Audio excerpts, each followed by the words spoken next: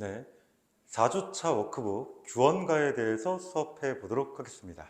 우리 규원가라고 하는 제목의 뜻은 무슨 뜻이냐면, 우리 규라고 하는 건 아녀자를 뜻하는 것이고요. 그 다음에 원이다라고 하는 건 원망한다는 뜻이야. 그러니까 누가 원망하고 있다는 거니 바로 아녀자가 원망하는 노래라고 생각해 볼 수가 있겠습니다. 그러면 우리 결혼한 여자가 우리 원망하고 있다. 그 원망의 대상은 누굴까? 그치, 바로 남편을 원망하는 노래라고 생각하시면 되겠습니다. 그러니까 아녀자가 무엇하고 있다?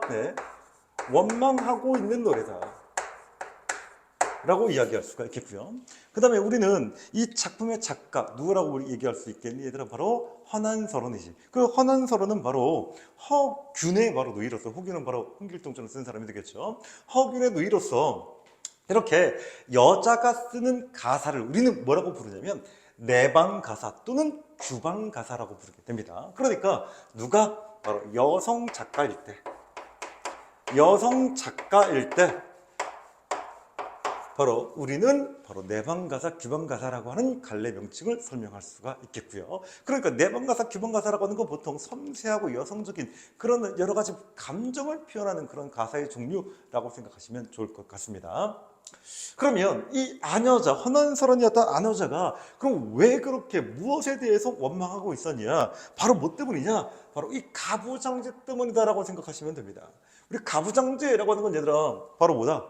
그치, 남성 중심적이잖아. 그러니까 남성 중심적 가치관 속에서 무리에게 일방적으로 여성들의 어떤 희생만을 강요하는, 남성에게만 유리한 뭐 그런 사회적 제도라고 생각하시면 되겠습니다. 그러니까 이런 사회 속에서는 여성들은 무조건 무엇해야 돼?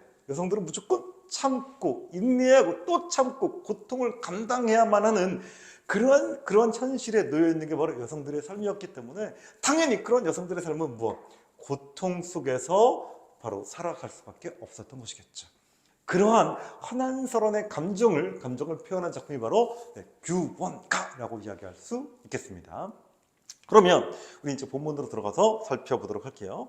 본문 맨 앞에 조금이 생략되어 있긴 한데 거의 처음부터다라고 생각하시면 되겠습니다. 읽어볼게. 엊그제 젊었더니 하마 어이다 늙었는가?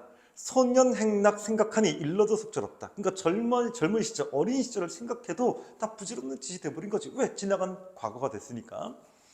늙어서 서러운 말을 하자니 목이 맨다. 그러니까 얘는 지금 늙었고 그 다음에 서러운 말을 하겠다라고 하는 건 자신의 현재 상태를 어떻게 인식하고 있는 거니? 부정적으로 인식하고 있었던 거죠. 그러니까 여기서 현재 자신의 상황을 어떻게 인식하고 있는 거예요? 그렇죠. 바로 부정적으로 인식하고 있고요.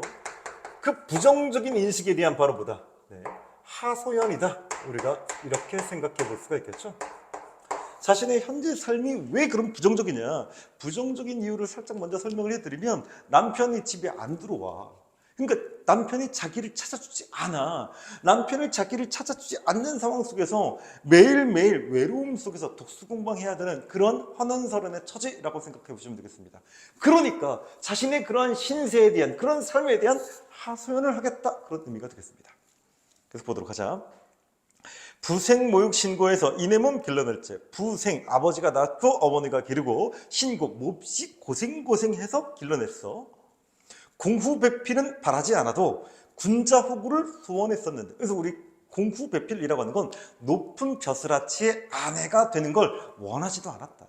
알겠니? 그런데 바로 군자호구, 우리 군자호구, 호구가 그런 뜻이 아니라 좋은 짝, 좋은 호자의 짝구자, 좋은 짝이란 뜻입니다. 그러니까 군자의 좋은 짝이 되기를 소원했었다. 그러니까 우리 군자의 좋은 짝이 되기를 소원했었다라고 하는 건 그만큼 어떤 성격 좋은 남편의 아녀자가 되기를 바랐다. 그러니까 욕심이 크지 않았었다. 이렇게 생각해 보시면 되겠죠. 나는 욕심이 그렇게 크지도 않았는데 삼생의 원업이요 월하의 연분으로. 그래서 우리 월하는 바로 누구냐면 우리 아이를 점주해주는 할머니, 그치, 삼신 할머니잖아. 그럼 우리 부부의 연을 맺어주는 그 전설 속의 인물이 바로 누구냐? 월하 노인이라고 하는 겁니다. 그러니까 그 월하의 연분으로 장한유엽 경박자를 꿈같이 만났다. 그러니까 그래서 우리 장한유엽 경박자 무슨 뜻이냐? 장한유협, 그러니까 무엇하다, 유명하다. 알겠니? 무엇으로? 경박스럽기로 유명하다. 그러니까 얘들아, 경박스럽기로 유명하다. 누가?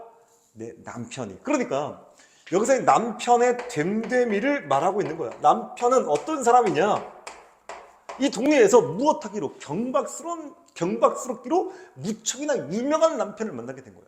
나는 공호배필 바라지도 않고 바로 군장 호구를 원했는데 하늘도 무심하시지. 누구를? 바로 이러한 장한유협 경박자를 남편으로 맞이하게 된 거죠. 그러니까 자신의 삶이 너무나 원망스럽겠지. 그렇지? 그러니까 여기선 남편에 대한 화자의 어떤 인식이? 바로 부정적인 인식이 내포되어 있다라고 하는 걸 일단 우리가 생각해 볼 수가 있겠습니다. 남편이 술 좋아하고 여자 좋아하는 그런 거, 술과 여자 좋아하기로 유명한 남자를 남편으로 받아들이게 됐으니까 이 가부장제 속에서의 그 여성들이 바로 감당해야 될, 요즘 같으면 저런 남자 만나겠니? 당연히 만나지 않잖아. 외면할 거 아니야. 하지만 이게 바로 자유연애를 통해서 선보고 그렇게 미팅하고 그렇게 만난 게 아니야. 그냥 무엇한 거야. 부부, 바로 그 어떤 가문간의, 죄송합니다. 가문간의 결혼이었기 때문에 어쩔 수 없이 이런 남편을 받아들여야만 하는 하나는 서론의 안타까운 마음을 우리가 느낄 수 있을 것 같습니다. 그 다음, 당시의 용심, 마음쓰기, 살얼음 디디는 듯. 그러니까 무척 결혼했을 때 무엇했다는 얘기야? 무척이나 조심조심 그렇게 했었다. 3528, 우리 35, 15, 28이 16. 그러니까 15, 16살이 되겠습니다. 그러니까 옛날에는 얘들아 결혼 아주 일찍 했었거든. 그러니까 15, 16세 때 무엇했다는 뜻이야? 결혼했다는 뜻이겠지. 그러니까 요즘으로 따진다면 중학생 때 결혼했다는 뜻입니다. 3528 겨우 지나 천연여지를 절로 이니 이 얼굴 이 태도로 100년 기약하였더니. 그러니까 이렇게 15, 16세 때 무척이나 젊고 아름다웠을 때 무엇했다? 결혼하게 되었다.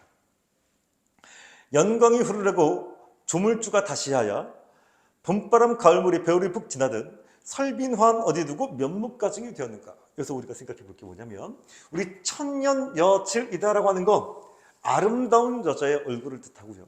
설빈환도 마찬가지로 아름다운 여자의 얼굴을 뜻하는 겁니다.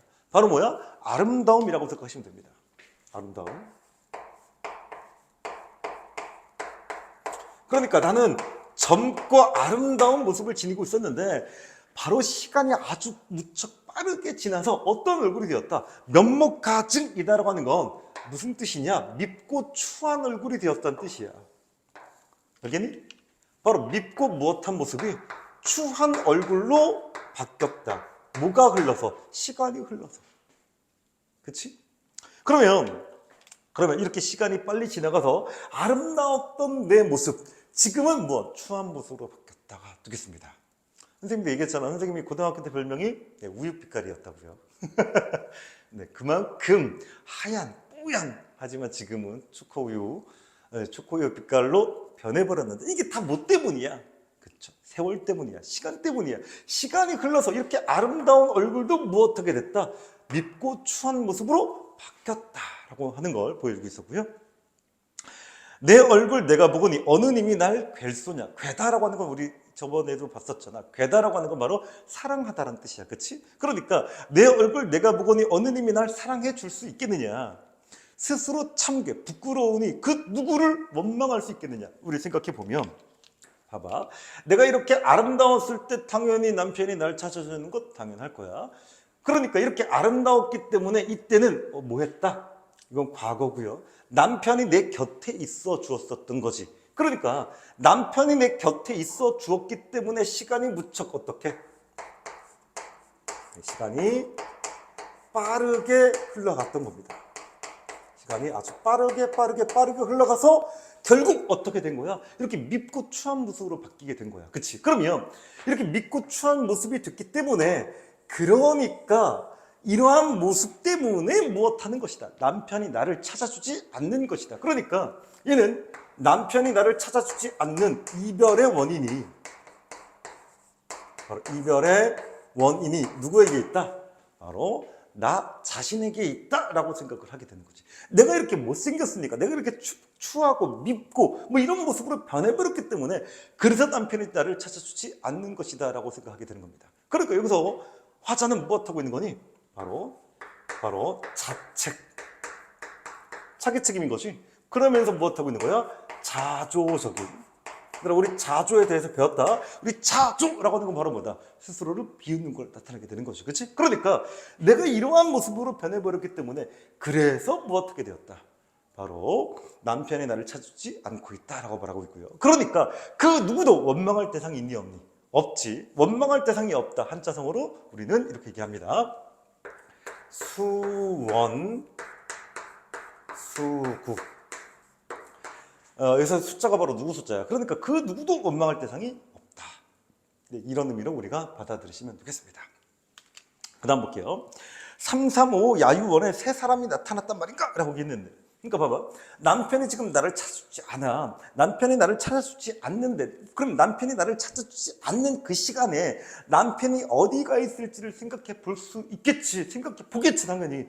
그러니까 남편이 어디가 있을까를 생각해 보니까 바로 야유원에 새 사람이 나타났단 말인가? 이거는 바로 화자의 뭐야? 추측인 거야. 그치? 그러면 우리 야유원에 새 사람이 바로 무엇을 뜻하는 거냐? 우리 야유원의 새 사람이다라고 하는 건 얘들아, 이건 바로 술집이고요. 술집에 새로운 새 기생을 뜻하는 거예요. 그러면 술집에 새로운 기생을 만나기 위해서 남편이 무엇하고 있다? 집에 들어오지 않고 있다. 나를 만나주지 않고 있다. 이렇게 무엇하고 있는 거야? 생각하고 있었던 거지. 그러니까 이 새 사람이다라고 하는 건 남편과 나를 이어주니? 아니지. 가로막고 있는 바로 뭐야? 장애물이라고 봐야 되는 것이겠죠. 남편과 화자를 가로막는 뭐다? 장애물의 의미로 해석해 볼 수가 있겠고요. 그럼 이렇게 우리 남편과 화자를 가로막는 이런 장애물로서의 의미, 우리가 정읍사라는 작품 배웠었죠. 우리 정읍사라는 작품을 보면 정읍사에서 뭐가 있었냐면 우리 진대라고 하는 시어가 있었습니다. 이 진대라고 하는 시어가 무엇을 나타내고 있는 거냐? 바로 야유원의 새 사람처럼 어떤 술집, 기생집 뭐 이렇게 생각해 볼 수 있는 거야. 그러니까 여기서 이 진대라고 하는 시어도 무엇과 야유원의 새 사람과 비슷한 의미로서 해석될 수 있는 바로 장애물이다 이렇게 생각해 볼 수도 있겠습니다. 그러니까 우리가 야유원의 새 사람 또는 진대 우리가 같이 기억해 둘 필요가 있겠죠. 꽃 피고 날 저물 때 정처 없이 나가 있어. 누가? 남편이. 누구만 나라? 바로 새 술집의 기생을 만나러 백마금편으로 어디 머무는가? 우리 백마금편이라고 하는 건 아주 화려한 옷차림. 그러니까 우리가 술집 갈 때, 즉 요즘으로 따진다면 우리 뭐 클럽 갈 때 누추한 옷차림으로 가면 인기가 없잖아. 그러니까 되게 화려하게 멋있게 명품 휘두르고 뭐 그렇게 가는 것 아닌가라고 지금 못하고 있는 거야. 아내는 추측하고 있었던 겁니다. 마이크 켜졌는지 한번 확인해 봤어요. 항상 불안하거든. 이게 수업하고 있는데 이게 녹음이 되고 있는 건지 녹음이 되고 있지 않은 건지 항상 이 불안함 속에서 하고 있기 때문에 계속 이렇게 마이크를 쳐다보게 되네. 계속 보겠습니다. 원근을 모르거니 소식을 어떻게 알겠느냐. 인연이 끊어졌다고 생각이야 없었어요. 그래서 생각이다라고 하는 건 어떤 그리움, 외로움 이렇게 생각해 볼 수가 있겠죠. 얼굴을 못 본다면 그립지 않으면 좋겠지만 12때도 길기도 길구나 30날도 지루하다. 그러니까 우리 12때도 길기도 길구나 30날도 지루하다라고 하는 건 얘들아 지금은 시간이 어떻게 가고 있는 거야? 시간이 아주 느리게 흘러가고 있는 거지. 그럼 아까 우리 봤을 때 시간이 아까 어떻게 갔니 얘들아? 시간이 빠르게 흘러갔었어. 근데 지금은 시간이 느리게 흘러가고 있대. 그러면 시간을 어떻게 인식하는 거야? 주관적으로 인식하고 있었던 거지. 어떨 때는 빠르게, 어떨 때는 느리게. 그러면 이렇게 시간을 주관적으로 인식하는 근본 이유는 바로 뭐 때문이냐? 그치. 이때는 누가 있어? 남편이 곁에 있어. 왜? 내가 아름다웠으니까. 내가 아름다웠기 때문에 남편과 함께 있었고, 그러니까 그 시간은 외롭지 않은 시간이었던 거지. 그러니까 그 시간이 어떻게 빠르게 흘러가고 있다라고 생각해 볼 수도 있겠습니다. 하지만 지금은 뭐 남편 없이 혼자 외롭게 지내고 있었던 거잖아. 남편 없이 혼자 외롭게 지내고 있다 보니 그래서 어떻다는 얘기야? 그 외로움 때문에 시간이 더욱더 느리게 흘러가는 것처럼 느껴지게 되는 거죠. 우리 고통이다라고 하는 그 고통의 시간은 더욱더 길게 느껴지잖아. 선생님이 그래 이렇게 군대 얘기하면 좀 그렇지만 우리 화생방 할 때 군대 가면 화생방 하거든 그 짧은 그 5분 10분의 시간이 너무 길게 느껴졌거든. 거기서 아마 노래 한 곡 정도 부르고 나왔던 것 같은데 그 시간이 1시간 2시간처럼 느껴졌단 말이야. 왜 그런 거야? 고통의 시간이 고통은 그만큼 시간을 길게 느끼게 만드는 그런 힘을 지니고 있나 봐. 여러분들은 지금 이 시간이 무척 짧게 느껴질 거라고 믿어 의심치 않습니다. 계속 읽어보도록 할게요. 네. 옥창에 심은 매화 몇 번이나 피었다 졌는가? 얘들아, 옥창에 심은 매화 몇 번이나 피었다 졌는가라고 얘기했을 때 우리 매화라고 하는 건 선생님이 뭐라고 얘기했지? 그치, 바로 지조 절개를 나타낸다라고 얘기했었다. 그치? 근데 여기서 이 매화가 지조 절개만을 뜻할까? 여기서는 지조 절개를 뜻한다라기보다는 약간의 다른 의미로 쓰이는 거 있는 것 같아. 왜 그러냐면 매화가 피었다라고 한다면 그거는 지조일 수 있어, 얘들아. 그치? 하지만 여기서 매화가 피고 무엇했다? 졌다. 무엇을 나타내는 거야? 매화는 피고 지는. 그러면 우리 만약에 졌다라고 한다면 무엇이다? 지조다라고 말하기 힘들잖아. 어떤 어려움을 이겨내고 그 매화가 꽃을 피웠을 때 그걸 우리는 지조라고 말할 수가 있는데 이건 진 게 들어가 있잖아. 그러니까 이걸 어떤 지조 절개 이렇게 말하기 좀 힘들 것 같아. 그러면 이건 뭘까?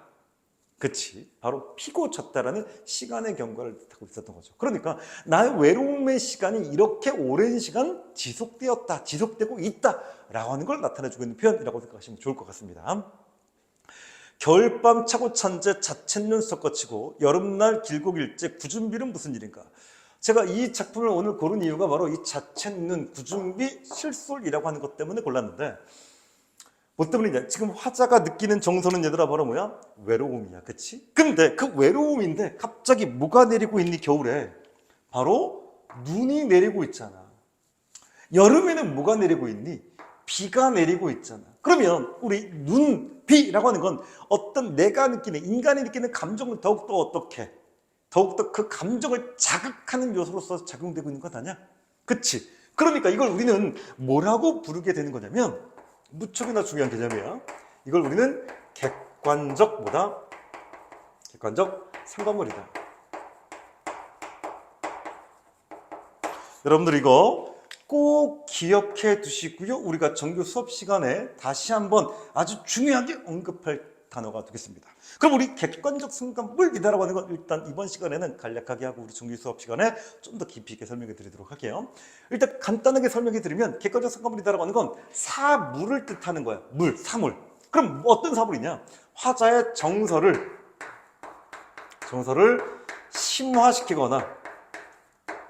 심화하거나 아니면 무엇하는 것? 드러내는 것.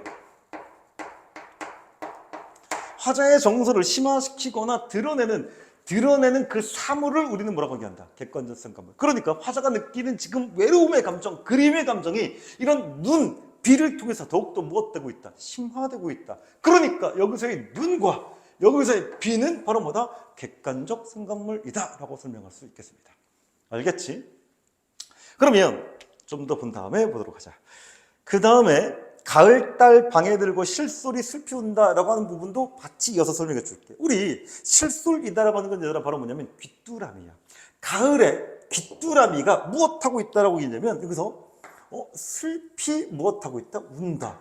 그러면 얘들아 이걸 우리는 뭐라고 배웠지? 그치. 이걸 우리는 뭐라고 배웠다? 바로 이걸 우리는 감정이입이라고 배웠습니다. 감정이입이라고 배웠습니다.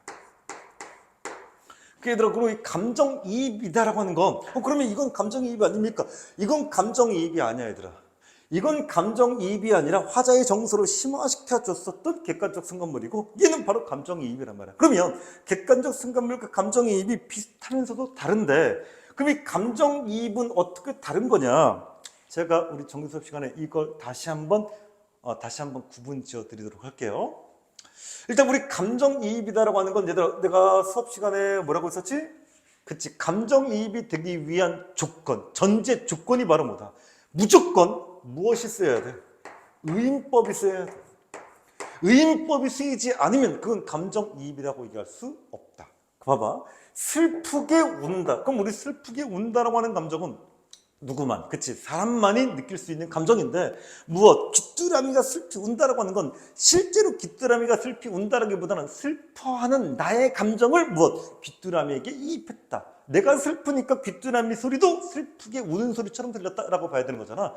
그러니까 바로 뭐야? 의인법이 필수적이다라고 생각해 볼 수가 있겠고요. 그 다음에 내가 느끼는 감정과 그다음 대상이 느끼는 감정은 무조건 무엇 해야 된다? 같아야 되는 거야. 여기서는 같다라고 봐야겠지. 왜냐면 방금 얘기했듯이 귀뚜라미가 정말로 슬피 우는지 웃고 있는지 노래하는지 밥을 먹고 있는지 몰라. 무엇 하고 있는 거야. 근데 얘는 무엇? 슬피 운다라고 얘기했다라고 하는 건 내가 슬프니까. 그러니까 귀뚜라미도 슬프게 울고 있다라고 하는 생각을 갖게 되는 거였다.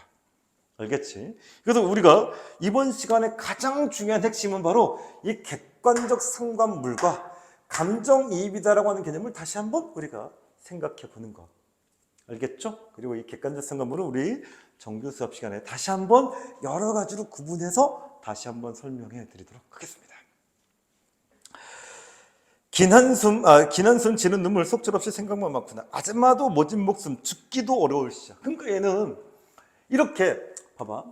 봄에도 여름에도 가을에도 겨울에도 무척이나 외로움 속에 시간을 보낼 수밖에 없었던 거야. 그러니까 뭐 하고 싶었겠니? 당연히 죽고만 싶었겠지. 그러니까 무엇하고 있었니? 절망하고 있었죠.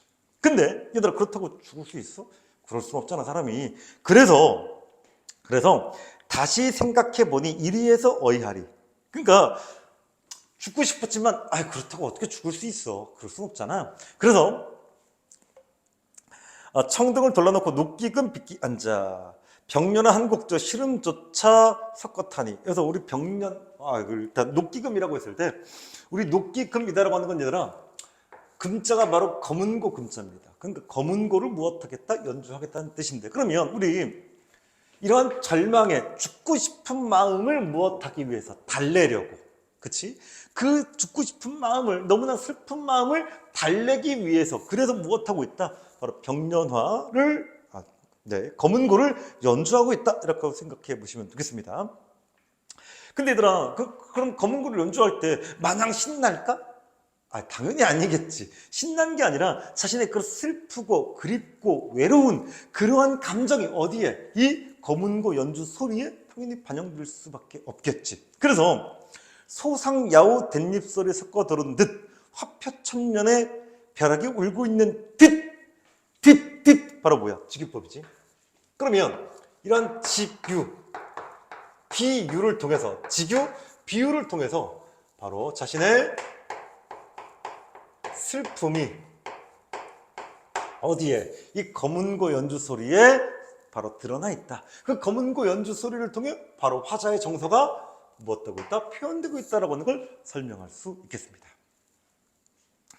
그 다음, 옥수에 타는 수단이라고 하는 건 솜씨입니다. 옛소리 있다만 부용장에 적막하다라고 하는 건 남편의 부재를 알리고 있었던 것이겠죠. 누구 귀에 들려줄 수 있게 되냐. 그러니까 나는 이 검은 거 너무나 구슬프게 잘 연주하고 있지만 이걸 들려줄 대상이 없음에 대한 안타까움을 나타내고 있겠죠. 간장, 우리 간장이라고 하는 건 얘들아 먹는 거 아니다. 그래서 간장이라고 하는 건 우리 고전시 아주 많이 나오는데, 간장이라고 하는 건 바로 내장입니다. 내장이 굽곡되어 9번 굽어서 굽이 뭐했다? 끊어졌대. 그럼 얘들아, 우리 내장이 끊어질 정도의 고통을 느끼고 있었던 거야. 알겠니? 그러니까 옛날 사람들은 자신이 느끼는 심리적 고통을 바로 내장이 끊어지는 것과 같은 고통이다라는 말로 많이 표현했기 때문에 잘 알아두실 필요가 있겠고요.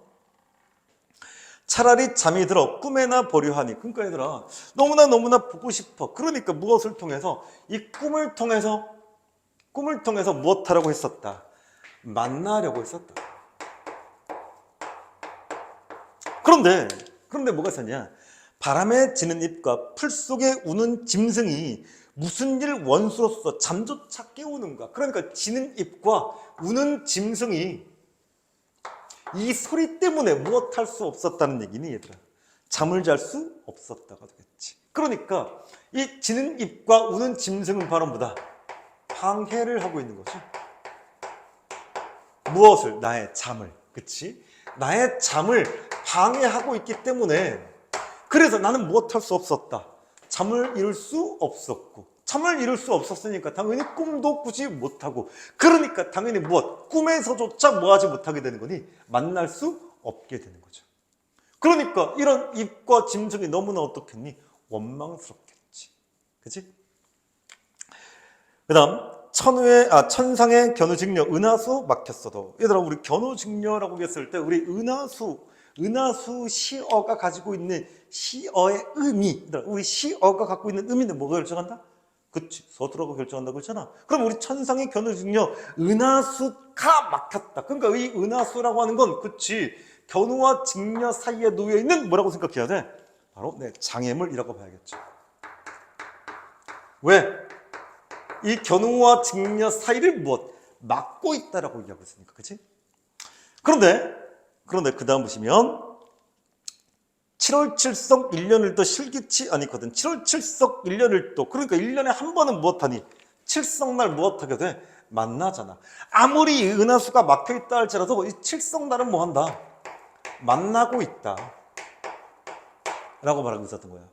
근데 그 다음 보시면 운행 가신으로 무슨 약수 가렵건데, 얘들아, 약수라고 하는 건 약수물 아니다. 그 약수물이 아니라 여기서 약수라고 하는 건 여기서 시어, 이 약수가 지니고 있는, 이 시어가 지니고 있는 상징적 의미는 뭐다? 뭐가 결정한다? 그래, 서술어. 약수가 가렸다라고 얘기했으니까 이 약수도 마찬가지로 무엇과? 은하수와 비슷한, 바로 뭐라고 생각하면 돼? 장애물로 생각하면 돼. 물론 이 약수가 전설 속에 나오는 강인데 부력이 제로라서 절대로 건널 수 없는 그러한 강이 바로 약수인데, 그 약수의 어떤 그런 의미 몰라도 이게 뭐라고 돼 있니? 가렸다라고 얘기했잖아. 그러니까 여기서 약수는 당연히 성애물이다 이렇게 판단하는 건 지극히 자연스러운 해석이라고 봐야겠죠. 오거나 가거나 서식조차 끊어지는 거. 그러니까 봐봐, 견우직녀 너무나 슬픈 연인이야. 1년 내내 그리워하고 애타하고 하다가 1년에 한 번만 만나게 되는 거잖아. 너무나 슬픈 연인 관계라고 생각해 볼 수 있지만, 하지만 나는 바로 님과 이런 약수가 가려있는지 몰라도 어쨌든 무엇조차 만남은 고사하고 뭐조차 소식조차 몰라. 알겠니? 그러니까 여기에서 견우직녀의 설화를 가져온 이유, 목적이 뭐겠어? 그치? 이러한 모습을 통해서 결국 누구의? 견우직녀보다 누구의? 내가 느끼는 슬픔의 크기가 더 어떻다? 크다라고 하는 걸 강조하기 위해서. 알겠니? 그러니까 견우직녀보다 내가 더 슬프다라고 하는 그 슬픔의 크기를 강조하기 위해서 견우와 직녀를 가져왔다라고 생각해 볼 수 있겠고요. 그 다음, 난간에 비껴서서 님 가신데 바라보니 초로에 맺혀있고 무엇이 지나갈지 중림 푸른 곳에 새수록 더욱더 서럽다. 세상에 서러운 사람이 수없이 많다 하겠지만 박명한 홍안이야 나 같은 사람이 또 있겠느냐. 아마도 님 때문에 살똥말똥하다라고 하는 건 결국 마지막에는 누구에 대한 원망, 남편에 대한 원망을 통해서 끝을 맺고 있었던 작품이었습니다. 선생님이 약속했던 30분 안에 딱 끝내려다 보니까 뭐 선생님이 설명하지 않고 넘어간 것들도 많아. 하지만 요 정도의 여러분들의 지식, 특히나 여기서 여러분들이 알아둬야 될 것들, 바로 뭐다? 객관적 성감물과 감정이입의 요 의미. 물론 이것도, 그러니까 님과 화자를 갈라놓는다는 의미로서 장애물의 의미, 그 다음에 바로 무엇? 이 지는 입과 우는 짐승이 잠을 깨움으로써 만남을 방해하고 있다고 하는 이 지는 입과 짐승의 의미, 뭐 이런 것도, 그 다음에 은하수, 약수가 바로 보다 장애물의 의미를 지니고 있다는 등등, 이러한 표현상의 특징 또는 상징적 의미 같은 것들은 여러분들이 반드시 고1 수준에서 알고 있어야 되는 내용이라고 생각해 볼 수가 있겠습니다. 그럼 이것으로 우리 워크북에 대한, 우리 규원가에 대한 수업을 마무리해 보도록 할게요. 문제는 여러분들이 이거 듣고 공부하면 문제를 아주 쉽게 풀 수 있을 거기 때문에 굳이 문제까지 풀어드리진 않겠습니다. 수고하셨습니다.